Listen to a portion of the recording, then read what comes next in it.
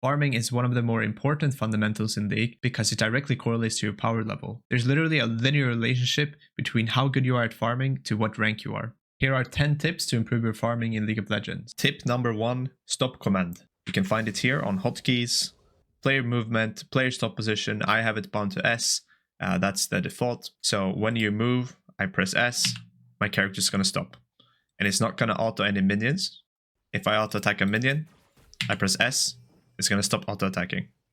So this is really useful for farming because you can move around and you can just stop my character, so I can kind of move my cursor where I need it to be instead of always clicking like this, trying to maintain my character in one position. I can just press stop and now I can calmly farm while my character is not running around. So try to kind of mix it into your gameplay, and if you use fleet, try to not use it too much because you want to keep moving so you can regenerate the energize. Tip number 2, cursor on creep. As a creep gets low, you want to prepare your cursor and have it on the creep like this. And then you can simply just right click or input attack command to farm it. So you see my cursor is ready. So as the creep gets low, I can move my cursor there. And I can simply just farm it. I just need to make sure my character is close enough. And it's going to make it easier to farm. Now this seems kind of obvious, but there's a lot of players that just fling their cursor all over the place. And then they try to do both of those things at the same time. So they try to snipe the creep. And they would miss creeps this way. It's pretty similar to in first-person shooter games where you would put your crosshair in anticipation of where you think their head would be. So you can simply just fire as their head pops up instead of having your cursor all over the place and then having to fling it to where they are and then fire. Tip number 3, reducing projectile time. If you're a ranged champion, you will send out a projectile when you auto-attack. And the further away you are from the target, the longer it will take for this projectile to travel and reach its target. So the closer you are, the less time it will take. And the faster you will damage the target, and if you're next to it, it will be pretty much instantaneous. So you can use this to your advantage when you're farming. So instead of being far away, you can be next to the target, and as it dies, you can just instantaneously deal damage to it, which will simplify the farming. You can obviously not always do this if there's someone trying to poke you, but if you have a huge wave, for example, you want to farm that cannon, it can be very helpful to be next to it to make it easier. Remove that timing aspect. Tip number 4, tower setup. So when you're farming creeps under tower, melees will take 2 tower shots, full HP melees, and then you auto attack it. Range creeps, full HP range creeps, will take 1 auto to set up and then 1 auto to finish them off.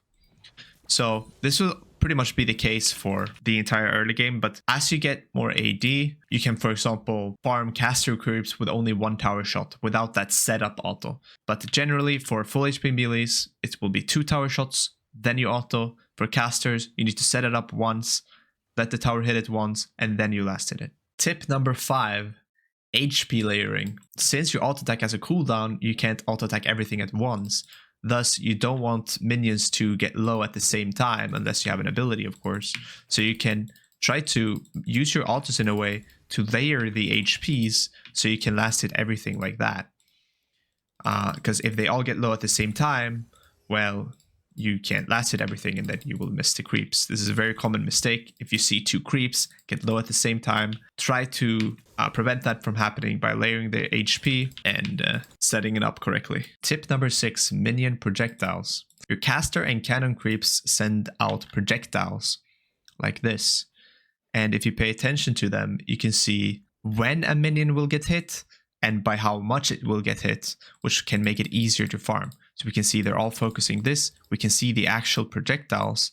So if I want to last hit at the actual last second, I can just wait for the projectile. I saw the projectile at the last second that it was about to hit that creep. So then I hit it. So if you actually pay attention to the projectiles, it can make it easier to get the timing correct. Now we'll get into some general tips that can help you farming. I'm going to move on to tip number 7, champ mastery. The better you are at your champion, the easier it will be to farm because your mental stack will be more freed up. You will be more used to the damage you do at each level, at each item, and you will be more used to the projectile time, stuff like this.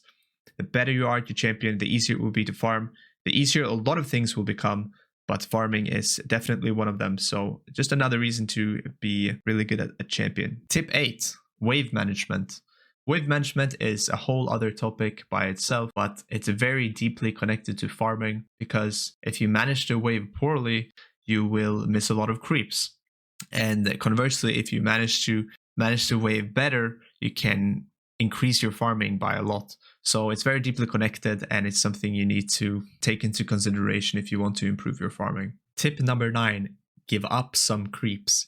This sounds counterintuitive because we want to maximize the farm, but sometimes it's more worth to preserve our HP so we can actually stay in the lane without dying and having to back and lose a bunch of waves.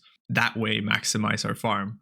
So we kind of sacrifice a little bit in the short term to gain more in the long term. So it's really important to understand when to do this. Generally speaking, in the early game, XP will be more worth than gold. So staying in XP range and giving up some last hits here and there in order to preserve HP, so you can actually stay in the lane and be relevant, is going to be more worth for your farm as the game progresses, instead of trying to go for every single creep, no matter how much damage you will take. Tip number 10, practice. Now you want to practice all the learnings, potentially go into practice tool games and do farming drills like this, where if you want to make it hard, you can pick a champion with a wonky auto attack animation like Karthus, Soraka, Anivia. And then you want to practice everything. You want to practice all the learnings. You want to try to perhaps get perfect CS for the first 6 waves while just having like a D-Blade like this.